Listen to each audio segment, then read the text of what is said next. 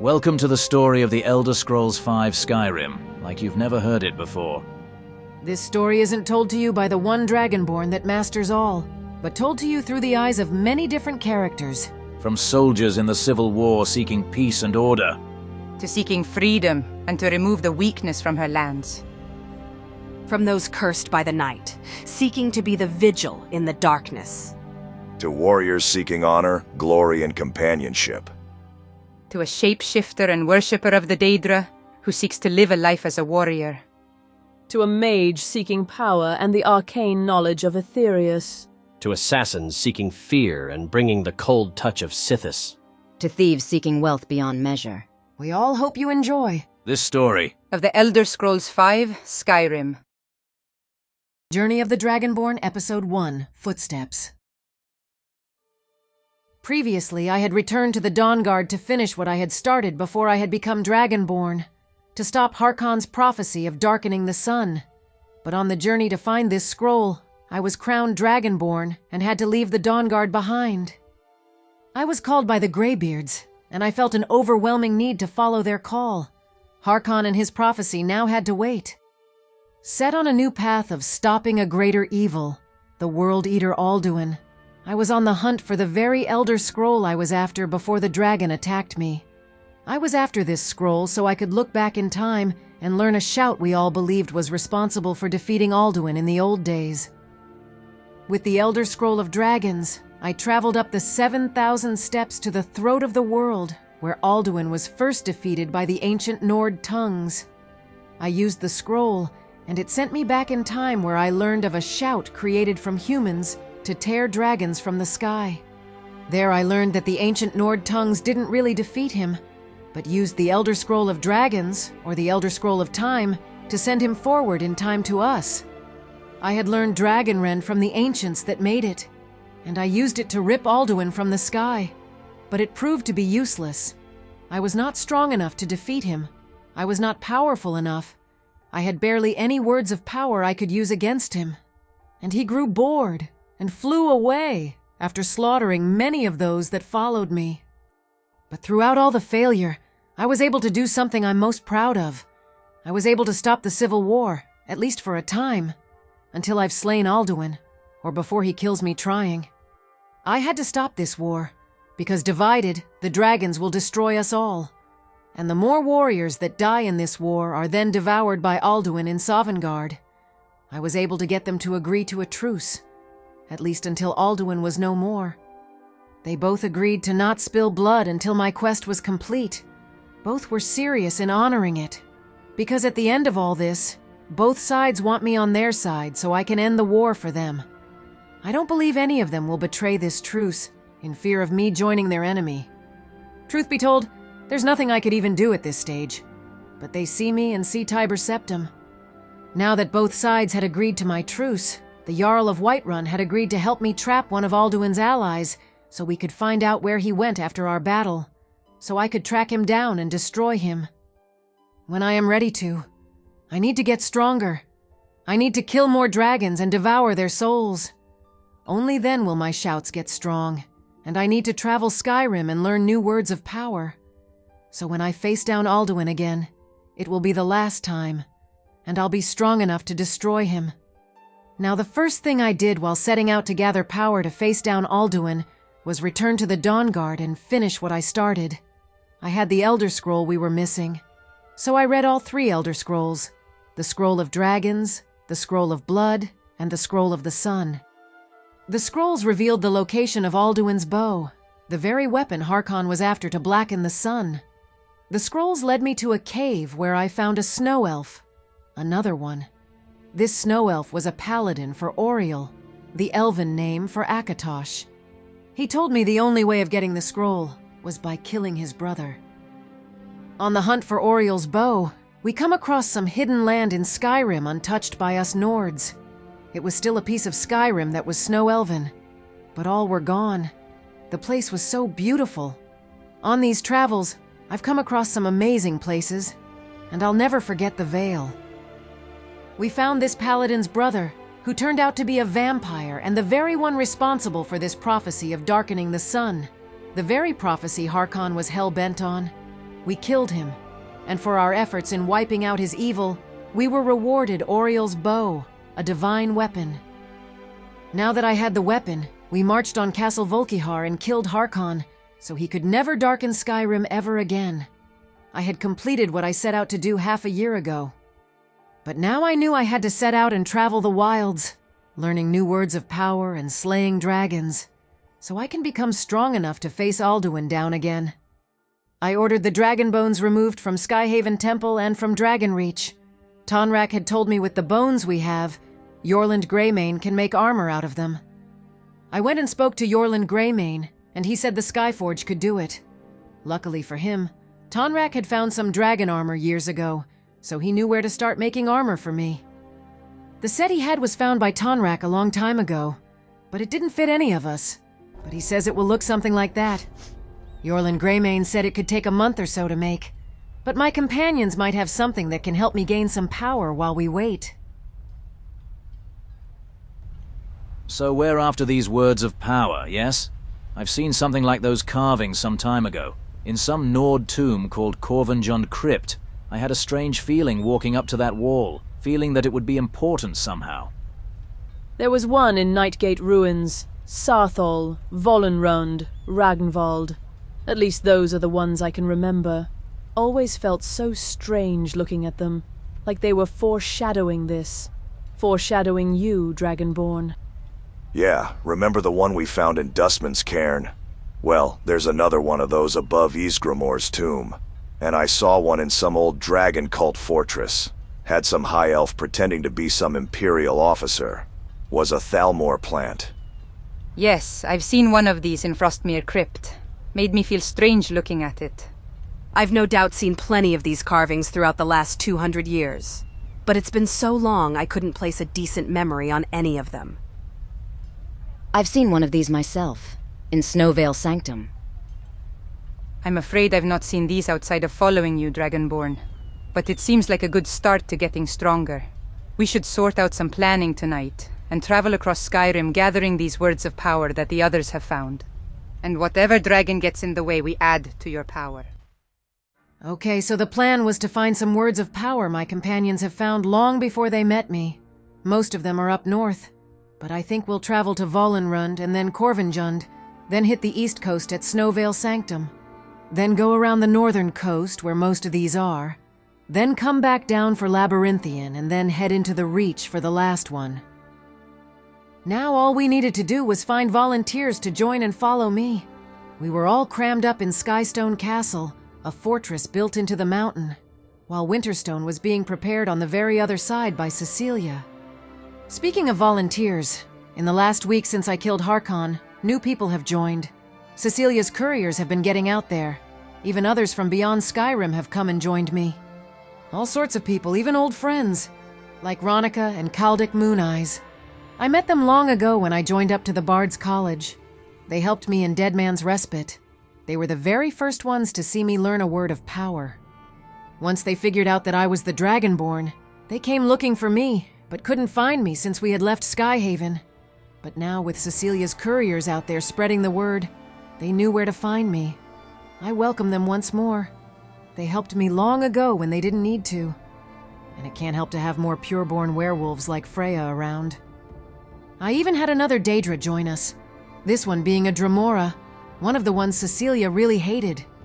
This Dremora surrendered out of the front gate, and the guards threw her in the cell. When I went to go and find out what was going on, Cecilia was already there, contemplating if she should kill the Dremora. The Dremora's name was Nox. She said she saw the recruiting notice and wanted to join. I asked her why a Daedra would want to help, and her explanation was she liked the mortal plane, and dragons threatened it. She told me of her past, being one of the Dremora that fought in the Oblivion Crisis. But after the gates collapsed, stopping her from getting back to her plane in Oblivion, she decided not to follow the rest of her kind by hiding in a cave and killing mortals, but decided to live amongst the mortals because of the choices they have. She spoke of her eons in Oblivion being the same thing, but on the mortal world she has done many things that she wanted, like being a servant or a mercenary, even a farmer and miner. Having the free will to do anything was exciting for her, that she didn't want to give that up. So I accepted her help. She's fighting for what we all are, to have the chance to live our lives freely. Cecilia wasn't too happy about that. But then again, this is her fault. She did say any and all are welcome to join with her notices. I'm proud that Cecilia didn't ride up and kill her. Maybe those other Daedra that follow her around have rubbed off on her. The Cecilia I met would have painted these walls red with Daedra blood. There was even a wood elf warrior that joined. She was as tall as me and had this most beautiful armor. She credits her father for it all. Since he's a high elf, she came out a little taller than most of her kind. She said that her father was a skillful smith in a city called Haven. She always dreamed of leaving home and exploring the world, so her father made her his best gear to protect her. She said it's made out of orichalcum. From what I know, the orcs use it. They make it look so rigid and brutal. But her armor looks beautiful, like it was crafted by a master. She said her name was Viridian, and she was in Cyrodiil when word of the dragons reached her. She told me that she had this feeling like she had to join, that this was her calling. I don't know why people keep bending the knee to me, but I'll never turn away those who seek to help. The more of us that stand together, the less of those that fall down alone. There were some others like Frias Mortalheart. Sigan knew her quite well. She grew up right next door to her. She told me that she was really old, that she was a mage that extended her life with magic. But her skin and hair got old or something. She warned she was a little strange, that she would take all of her clothes off and wash herself by the Windhelm docks in the freezing water. And 2 knights from High Rock came to join me. Some spell knight, or Knights of the Crypt, so she says, and an orc of all things, and a man, some paladin of Daggerfall or something. The Bretons and their knights. But my favorite new arrival is somebody I had already met, someone I actually helped out long ago, Erikr, that young Nord farmer from Rorikstead. He told me he wanted to go out and explore the world, that he felt trapped farming. And well, we were the very same. I knew what he yearned for, so I gave him some money to buy some armor and head out on his own. And by the looks of it, my money was well spent. He was very surprised when he saw me. He recognized me straight away. He's eager to fight dragons, a little too eager. He's already picked out his name for when he kills one. Eric the Slayer. I just hope he lives through it. Well, it's time to start this power hunt. For the first time, I don't have a direct enemy to face. Now I just have to travel and learn. It's kind of freeing, but still, this won't be easy. When I left home, I set out to explore Skyrim and earn a name for myself. If only I knew back then. It's funny how life works out sometimes. Great, it's starting to rain. It's not Skyrim if it's not cold and wet. I can't wait for summer to arrive. It's still cold and wet, but there's less of it, and that's always a good thing. My goal now is to get stronger. There are few stories of Dragonborn's past. They always mention them to be great warriors and conquerors, that there were none their equals. But there are no stories on those who had to deal with the dragons. I don't know if I can even rival Alduin, but I owe it to all of Tamriel to try. I was put here for a reason. I was put here by the Nine to protect Skyrim and all the other provinces. Everyone that follows me looks to me to stop Alduin, even those that can't. They're all hoping at the end of all this that I defeat Alduin. If I don't, all of Tamriel will catch fire, and nobody on Tamriel will be safe. It's a heavy burden to carry, knowing that everyone's lives and free will rely upon me. But thankfully, I don't have to do this alone. I have around 60 or so that have joined me. I have Centauros' Legion and Sigan's Brigade now following me. I'm not alone in all of this. They are the true heroes of Tamriel. I had no choice, but they did. And they choose to serve. I know that bards will sing songs of me and write stories. But I hope they write the stories of all those that have joined me, the true heroes of Tamriel. I hope that all those that have fallen will be remembered in these stories, so their lives and deeds shall never be forgotten. But first, I have to kill Alduin, or all of us will be forgotten to time. This is our first stop, Volenrund. Time to go find this word of power that Minerva had found in her journeys. I can feel a word of power in here. I can feel my skin buzzing. We're definitely in the right place. She also said the door to the word wall should still be unlocked too. She figured out its puzzle long ago. Good. I hate spending most of my days in these tombs. They're for the dead after all, not for the living to disturb. And by the sounds of it, the dead are still guarding these halls. We shall not disturb them unless we have to. Regardless of who they served in those days, all the dead should be held with high respect.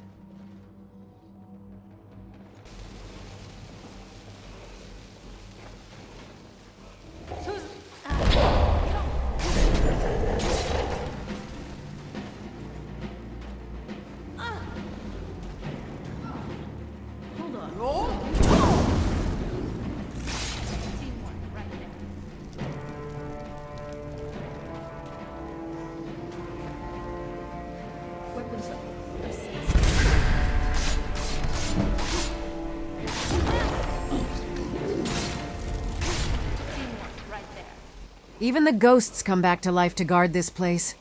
Minerva said she had turned this ghost into a puddle before. Guess nothing stays truly dead in places like this. A sound I could never miss. Even to this day, I don't know how the others can't hear that. It's so loud.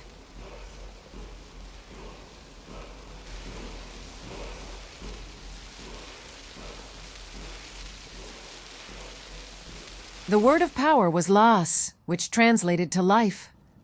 The wall wrote, "On this sacred ground did Frida sacrifice her life, so that her many children might escape, and someday vanquish her enemies."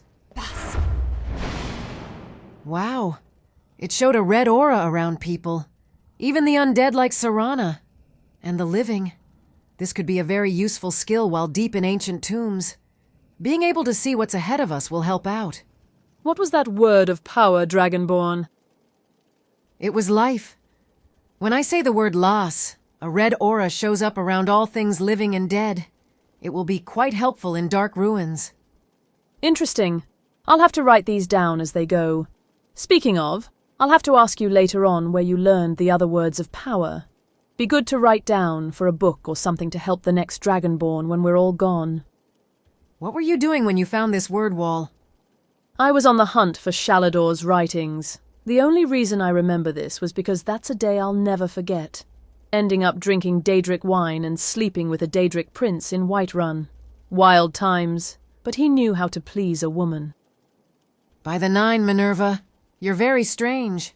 For a high elf, you're very out there. I don't think I'll ever meet one as strange as you ever again.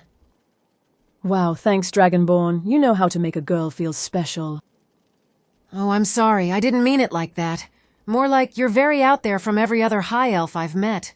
More like you're very unique, I guess. Thanks, Dragonborn. There are plenty more strange than me. Wait until you meet the Bosmer. They eat people, and a slight breeze gets them going. You haven't had the chance to meet many Altmer here. It seems most of my kind here in Skyrim are the foulest ones, those Thalmor. But if you ever get the chance to travel Tamriel, you'll be able to see we're not all that bad. That there's a lot of us who don't like the Thalmor and just want to live our lives with everyone else. Look, can we not talk about sex and Daedric princes? Can we just move on to the next word wall? Ah, yes, I forgot about that. That's the last thing Serana needs to be hearing about. Never thought I'd be in a cave with 2 women that have been bedded by Daedric princes. Better get a move on to the next word. It's not too far from here. It's only a few miles east. Damn it, it's still raining. Nothing is ever easy in Skyrim, even if it's this simple. All right, a few miles east lies Corvinjund, where Centuros found a word wall while he was fighting in the war. Said the ruin went deep into the ground, that he faced Draugr. Might end up being like Volenrud. The only challenge being getting there through this weather.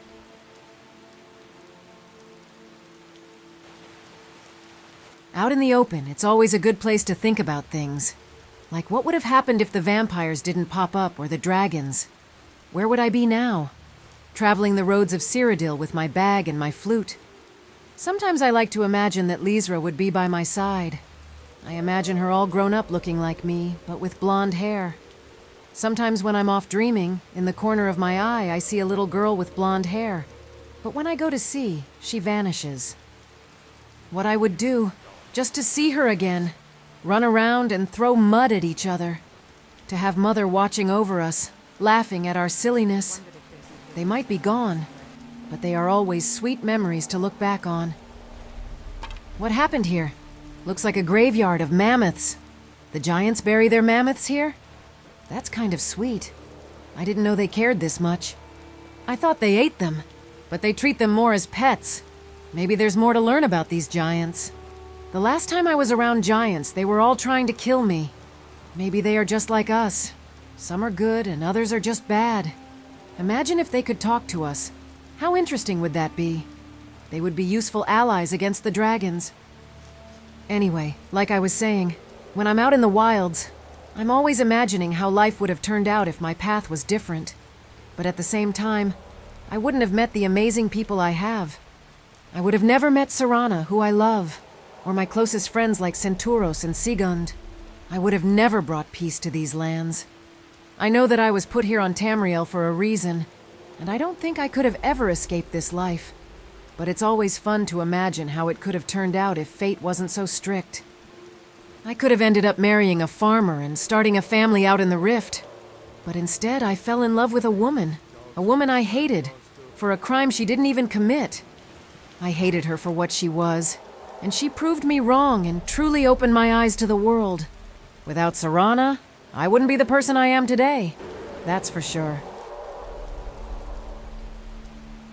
That dragon, I feel like I shouldn't kill it, for it's not bringing harm to anybody, yet. But this is why I'm out here, to clean Skyrim of them. I feel like maybe they're not all evil, but following orders. But I still must kill them. Doing so will save lives, and make me stronger. I learned from Serana that life isn't so black and white. But if they're to follow Alduin, they shall share his fate.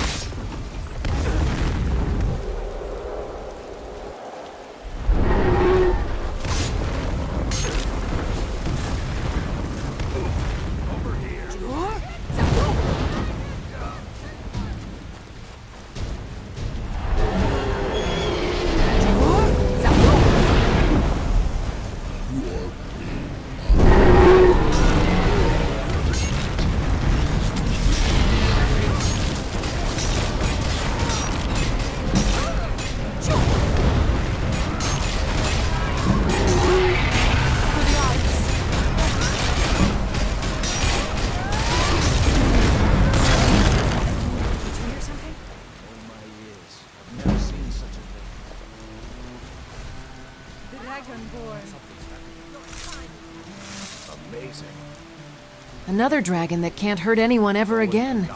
The feeling when I absorb their soul. It's like having a long sleep after being tired. It's like your wounds healing in seconds. It's an incredible feeling. I swear magic doesn't hurt as much as it used to. A life for a soul.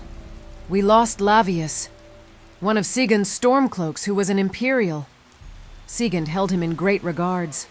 She said he will be in Sovngarde dining with his sister who died during the war. Lavius died for something more than land and who rules it. He died for all of Tamriel. I just hope Alduin doesn't find those that we lose here. I've heard reports that Alduin has been seen flying east over Morrowind. It's said that the Dark Elves saw a massive black dragon fly into the Patamaic Ocean. So at least he's no longer in Sovngarde eating our honored dead. That looks like Nordic ruins. This looks to be Corvinjund. Now if Alduin is back here, it's for a reason. And why has he left Tamriel? It can't be good. That's why I'm out here, learning new words of power. The ancients could move mountains with the Thuum, and I need to have that strength to stop Alduin. Centauros said he was here around a year ago. He was sent here to gather the Jagged Crown, some old crown the ancient Nord kings used to use.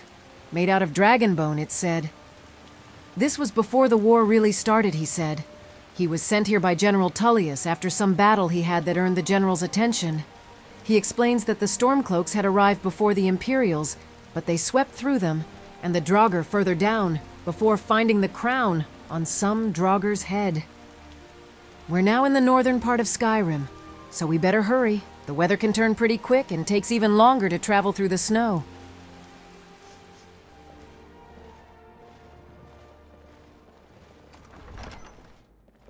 Ah, this place looks like it's about to fall apart. Once the home of a king, and now ruins lost to time. Time to find this word of power.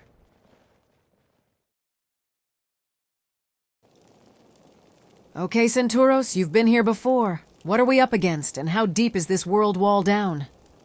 Only things we killed here were rebels and Draga.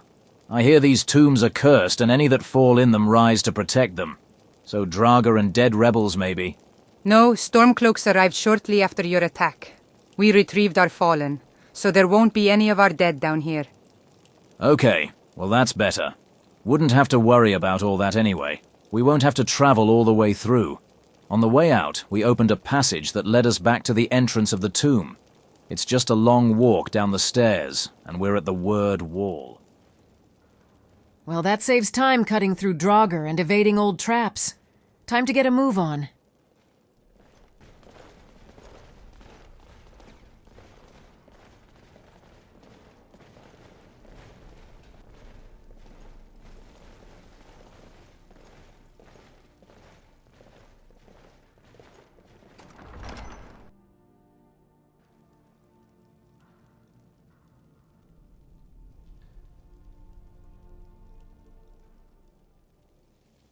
It's good to see more of our kind.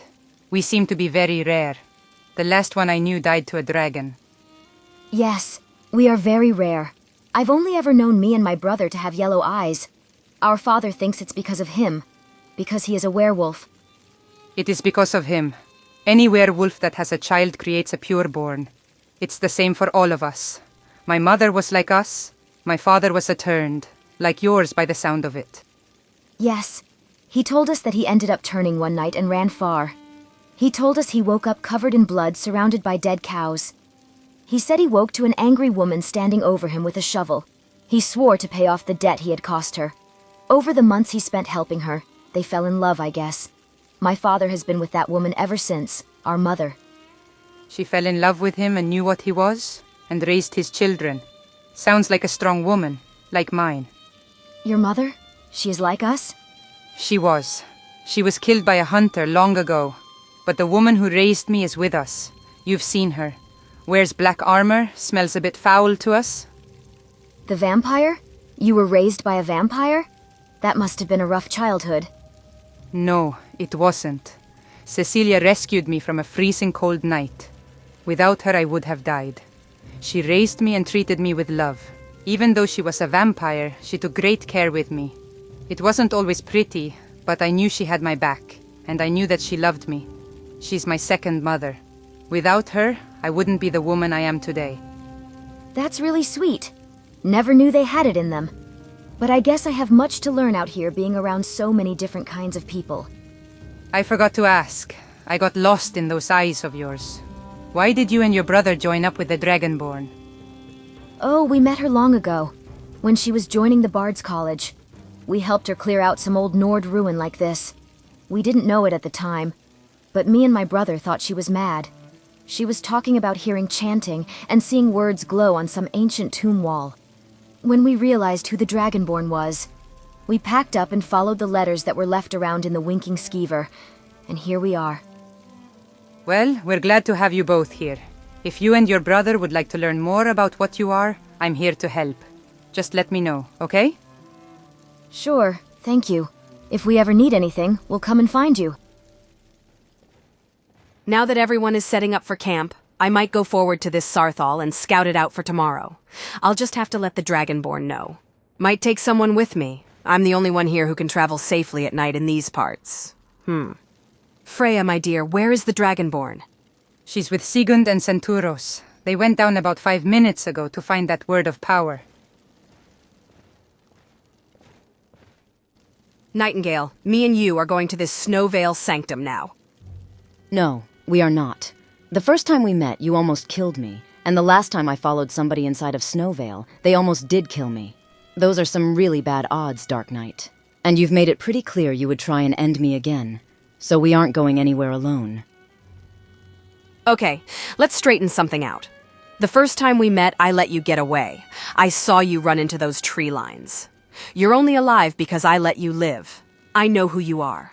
I felt something strange that night when I was watching you and your group. That's the reason you're still breathing. And you are coming with me because you've been in Snowvale Sanctum. So you know the place better than anybody. You remembered. Do you remember slaughtering all of my friends? Yes. I was after a bounty at that location. You all smelt and talked like bandits. Your friends talked about raiding and all of that, so I went in to collect. I found my bounty already dead with her crew. Figured another crew moved in on their spot. Just a simple matter of wrong place, wrong time. Your lot were bandits anyway, so no real loss. Now, like I said, you're coming with me. Or I can just kill you here and now if you prefer.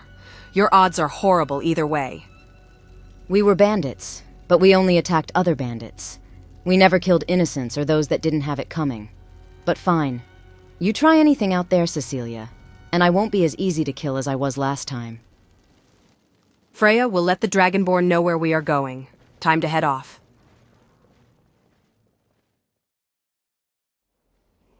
After walking down many stairs and following ancient hallways, we were finally close to the Word of Power.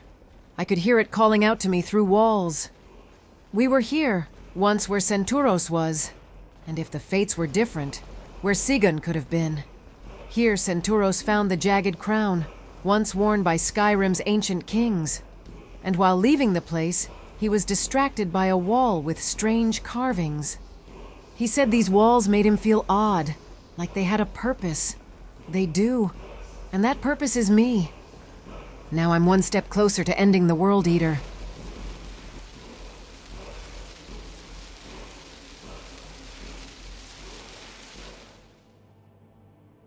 The word was Teed, which meant time. The wall translated. Veganthar raised this stone in his father's memory. Hunganthar Time Eater, slayer of the kings of the East, conqueror of Dunkreath. Time to see what this Teed does.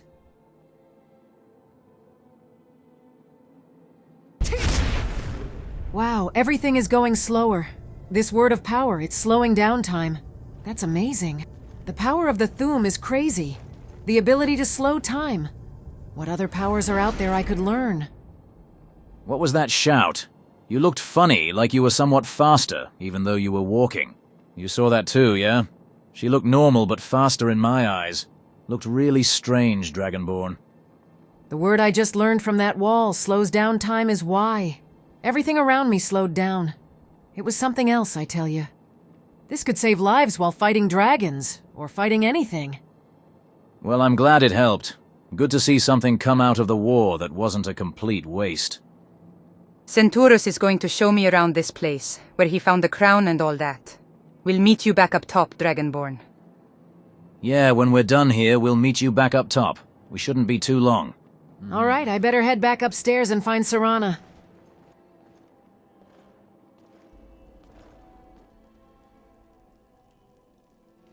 The Knight Commander would be rolling around in his grave right now, if he knew I was working with Daedra. What do you mean, mortal? The Oriel and the Mazkin have worked with your order before. Ah, I forgot you mortals live such fleeting lives. You wouldn't have even been around then. Highly unlikely. The Knights of the Nine had orders to kill Daedra on sight. It is true, we have worked with your order. I guess you could say that we've had the same leader. If we told you, mortal, it would make you mad.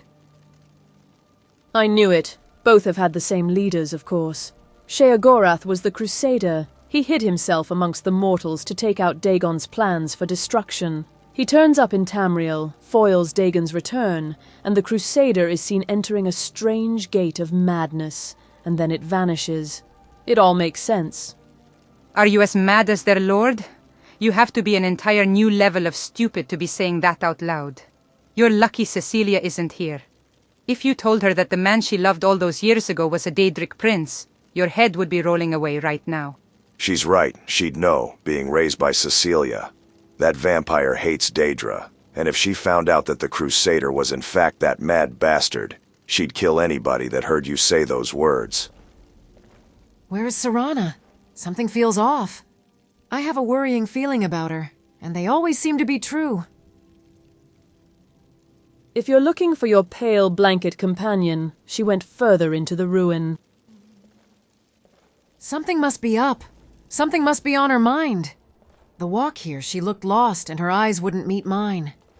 There's something going on with her. I better find out what's got her like this. Feels weird being here. I'm where Centauros was a year ago. I wonder what kind of person he was back then. Now he seems to be loyal to the Empire, but distant from the idea of war. It's the same with Sigund. Imagine if they had met on the battlefield here. Things could be very different. There she is. Time to find out what is wrong with my favorite vampire.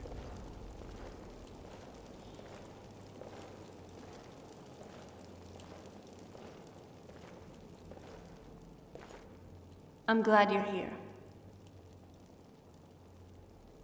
Oh, it's nothing. It's fine.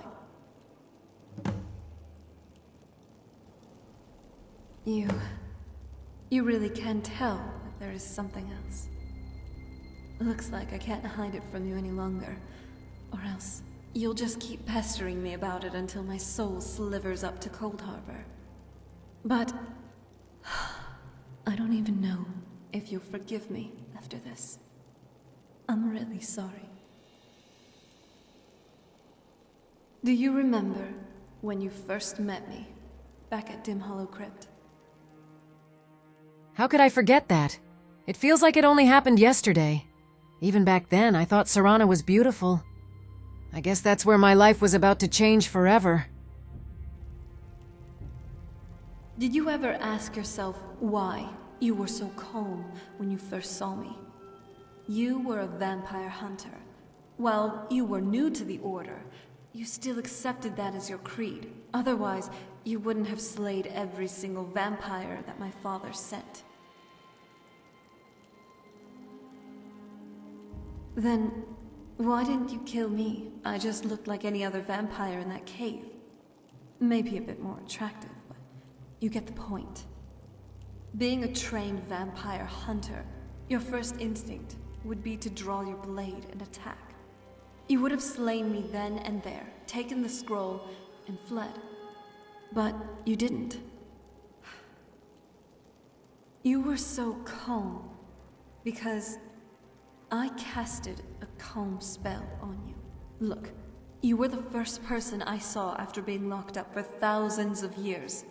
And you were armed to the teeth. I wasn't exactly mind-controlling you, but I did mess with your head, deceiving you without your consent. I know I complain about my family, and how I wasn't able to choose my own path and my own decisions. It turns out, though, I'm not that different compared to them. I'm just a hypocrite. I didn't even believe in myself enough, or believe in the trust I talk about. I was merely a vulnerable girl, doing whatever she could to get what? No, I didn't even want anything back then. I didn't even know what I was thinking. There were so many thoughts rushing through my head, and I manipulated you. I really just wanted to survive, then and there. I'm sorry. I'm sorry for hiding this all this time. If you want to leave me now, it's fine. If I were you, I probably would. What she said made me feel uneasy. But in her shoes, I would have done the very same thing. After I walked her through Castle Volkihar's door, I felt confused on why I didn't just kill her and take the scroll. That was why, and I'm glad she did charm me. Because I wouldn't have the most beautiful woman by my side protecting me every step of the way if she didn't. I don't know. I guess I was just trying to preserve what little love we had while it lasted. Not that I think it's going to last much longer after this. While I'm against using spells to charm people, at the end of the day, she did what she needed to survive. All of us would do the same in her shoes. It doesn't change how I feel about her. I still love her, because like I said, if she didn't charm me back then, I would have killed her without a second thought. My hatred for vampires back then was unmatched, because vampires had killed my sister and mother when I was a little girl. I thought all of them were evil. I saw only black and white, until Serana. She showed me that I was wrong. When I had to become one to survive oblivion, she was the only one there for me after how badly I treated her. Thank you. Again, for everything. You could have replied with hatred or spite. Instead, you chose to be like this. I'll leave you alone for now. Hopefully, we can move on from this. You mean a lot to me. And I would hate to lose my only true friend. That was good to get off my chest. I don't want to be alone. I was separated from you for too long. There's nothing to forgive, because deep down I know that there is nobody else on Nirn who will ever love me like you, Serana.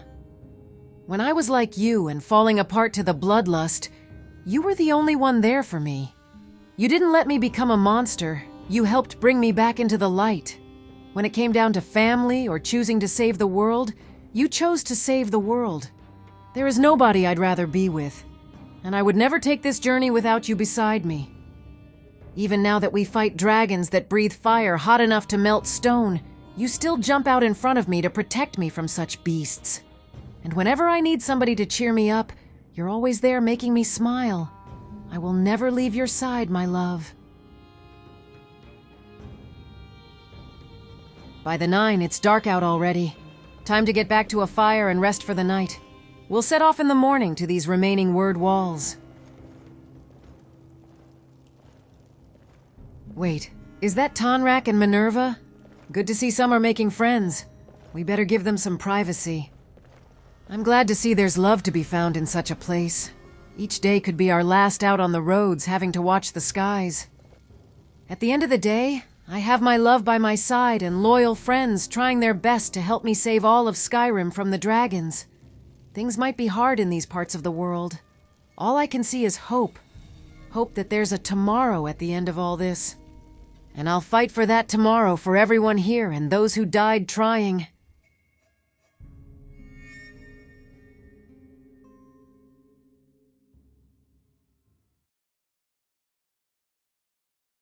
Now, this is something that I've wanted to try. I didn't know how to really do it back in the day when I started this. I was like, what's going to happen when I eventually get to word hunting as the Dragonborn? Again, back then I was like a year away, so I don't have to worry about it. But now that I'm here, it's kind of more the sort of in-between filler sort of stuff. There's still important bits about it. Like, I like to think this is kind of where the personality of the Dragonborn and the characters before her kind of mix and match with newer characters that weren't all... Some of them that were sort of side playable characters, and others that are just new to the story, to the Dragonborn story.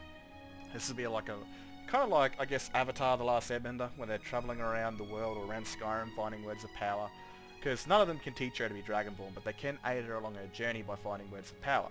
And here we are with a couple of them being words of power that the others have found during their chapters, during their life before it all changed, before the Dragonborn appeared, and they're showing her where they've been, where they've found these words of power.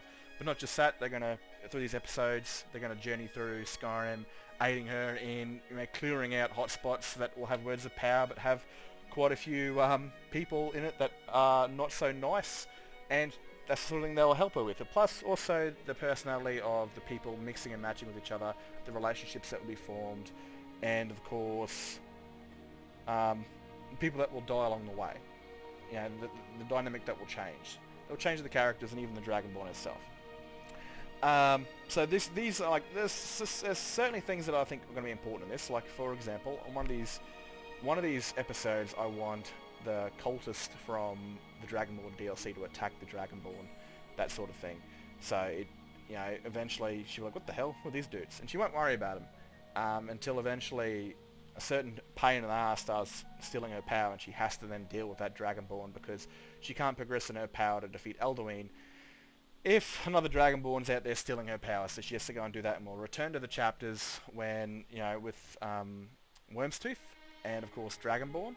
But a lot of these are going to be like episodes where she's gaining power until the big bad has to be faced off, and there'll be quests in there too, of course. I want to do sort of things like that, but at the end of the day I kind of want to keep these episodes to around 40 minutes, 30 minutes, and keep them that way. This one takes place before the last chapter of the Dark Brotherhood, so this is a week after she had defeated Harkon. So the wedding hasn't happened yet, the Dark Brotherhood hasn't failed to assassinate the Emperor, which I just wanted to jump back into the Dragonborn, and I'll finish off what I didn't, that bit, and then again, maybe episode 3 will be a month ahead of what happened in episode 2. So we'll see a physical change in the group. Stuff like that. And I'm also thinking of doing like a lot of running around just in the background, doing it without filming it. So at least something has actually happened in the background, and take pictures and stuff like that and put it in the story of what's happened ever since that episode. Words have been learnt, places they've been, people they've lost, all that sort of crap. And people they've joined up. So these episodes are kind of just, well, they're filler. I don't know if I guess they're kind of filler, but they're also somewhat important, I like to think. Like, you know, especially the relationships between all these characters. Like, we've got quite a bit of relationships forming and stuff like that. Like, we lost Lavius, he's actually a pretty cool character of mine. I really liked Lavius, because he was the idea of what if Centaurus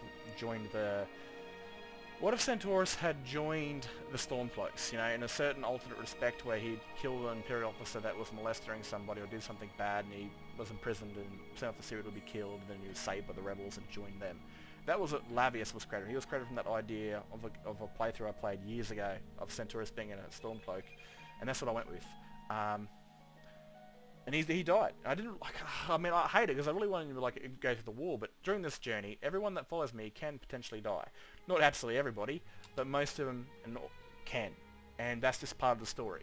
You know, if I do this a second time, Lavius might die even before this happens, before the Dragonborns, like his sister did. He might die afterwards. He might, like, you don't know. A lot of these characters they're completely unwritten on how they'll live and die. There's always hopes for him, and there's always plans for him, but again, life doesn't always go as planned, and sometimes your life will end where you're trying to find that plan. So stuff like this, again, we're having communication between a lot of characters in these stories, like especially this big group here, where Freya kind of meets some new pureborn werewolves. The last one she met was Ayala's daughter, but she got killed by the dragon during the Dawnguard quest line, and now she's met another young woman, and she has a brother. They're also pureborn werewolves, and we've got conversations between both the Nightingale behind us and Cecilia, sort of remembering their past when they first met, and having conversations like that. And there's going to be plenty more of that, especially not just with the playable characters I've told throughout the series, but newer characters. You know, it could be a Laura sitting down, it could be a brand new character discussing who they are. Like a few of the new ones I've introduced, you might have them talking about who they are, where they've come from, and stuff like that. And they might have a little weird twist about them, or something about their backstory. Because again, you can't really build a convincing story and world build if you haven't got interesting characters to fill them with. And this is kind of what I want to do with these. I want to fulfill these characters, and especially if they die, there's so much more character to them that it feels worse for me, and hopefully the audience, when they actually do die, you feel somewhat of a loss. And that's kind of what I want to feel with all these named army, like, you know, these named followers are like a personal army. There is risk to them. She could die during a dragon attack. Her brother could die. Freya could even die, and eventually Cecilia could even die, which is going to be mind-blowing, because these two are very important characters to me. And either one, like Cecilia could die, but if she turns to ash, she's gone. She's absolutely bruted, or if she gets blown to pieces, she's gone. And it'd be kind of weird having the Dark Knight finally die, and have a major impact on Freya, where the exact opposite, you know, would still happen with if Freya died and Cecilia lived, she would probably go batshit crazy. But we get all these mixes and matches of relationships, and this is kind of what I want to focus on. Is on the road, it's killing dragons, it's hunting power, and it's finishing some side quests here and there, wherever they could be, which will make it interesting for sort of, it's you know, where they're going is set on a path, but what can happen in between that is completely and utterly unwritten, and that's what I love about storytelling, is that you don't know what's going to happen. And again, a dragon could come out of nowhere from behind me, just breathe fire and take out like 3 or 4 or 5 of my dudes on the spot. So it's unwritten, it writes itself, and that's what I love about telling these stories. Anyway, if you guys like this sort of stuff, let me know in the comments, because at the end of the day, comments are people, and I like to have a conversation. I like to learn what people think of my stuff, and what they think could improve, what they think they like, and if they've got anything similar to me in their playthrough, if they've taken any ideas from me and sort of that sort of stuff. And I've taken ideas from other people too. I've got a few characters in the background, especially from I think his name was Matty. He used to comment on my videos all the time about the son of the Imperial Windhelm Jarl, how his missus was killed by the Windhelm Butcher. I've got that dude in my legion right now. So if you've got any cool ideas, I'd love to hear them. Anyway, hope you guys have enjoyed. Catch us in the next vid.